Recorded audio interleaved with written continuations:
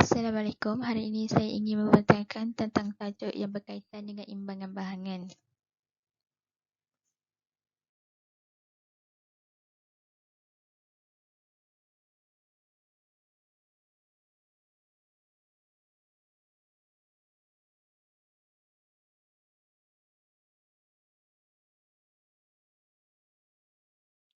Maksud imbangan bahangan. Imbangan haba atau bahangan merujuk kepada keseimbangan yang berlaku antara bahangan matahari yang masuk ke sistem bumi iaitu atmosfera dengan jumlah bahangan bumi yang dibebaskan semula ke angkasa.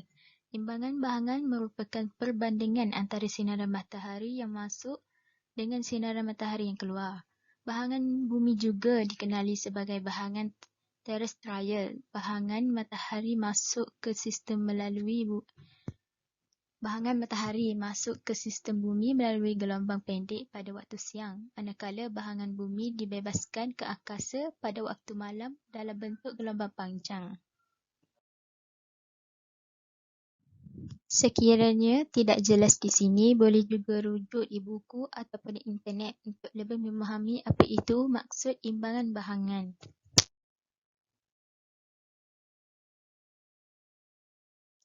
Seterusnya, saya teruskan lagi dengan bagaimana berlakunya proses pemindahan haba yang mempunyai 5 proses.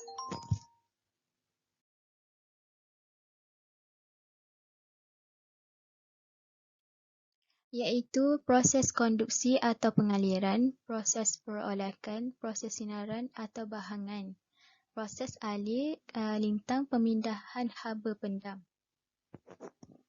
Proses konduksi atau pengaliran. Proses pengaliran haba dari satu jasad ke satu jasad lain yang bersentuhan dengannya. Contohnya sebatang besi yang dipanaskan satu bahagian hujungnya, lama-kelamaan keseluruhan batang besi itu akan menjadi panas. Proses yang kedua ialah proses perolakan. Proses ini berlaku apabila berlaku perubahan ketupatan cecair dan gas yang berpunca daripada perubahan suhu.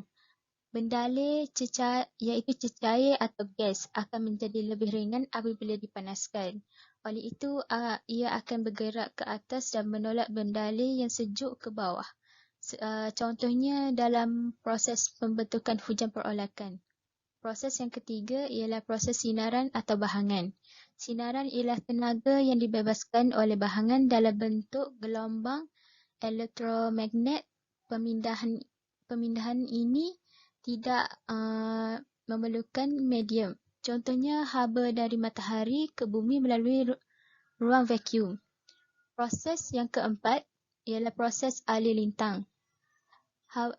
Proses alir lintang ni haba dipindahkan secara mendatar oleh tiupan angin.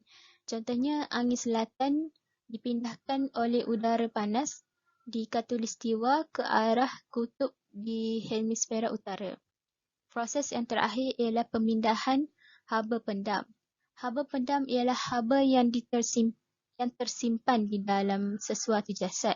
Contohnya proses sejatan yang mana air bertukar menjadi wap hasil daripada pertukaran tenaga haba rasa menjadi haba pendam. Haba ini akan dibebaskan semula apabila berlaku proses peluapan.